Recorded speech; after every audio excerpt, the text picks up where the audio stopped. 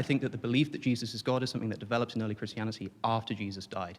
I think there's nothing that Jesus said himself that can make us confidently say that he was walking around claiming to be God. What do you need in order to believe that Jesus is God? Because even if we take kind of this development in the Gospels, we can go before that. So would you say Paul's letters like Philippians and Colossians, would you say they were written before the Gospels?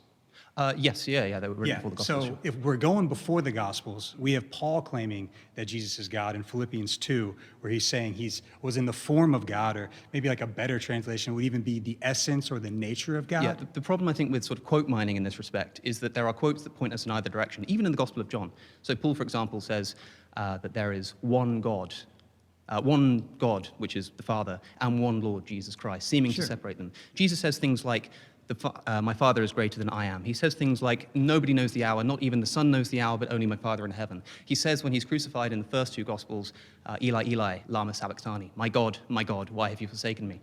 I could point to these and say, these are Jesus claiming that he's separate from God. Well, there is a distinction from the Father and the Son. So Sure. we're not, but instead of quote mining, I could just quote the whole thing. That though he was in the form of God, didn't count equality with God a thing to be grasped, but emptied himself by taking the form of a servant, being born in the likeness of men. Sure. So I also have no problem saying that Paul thought that Jesus was God. Okay. But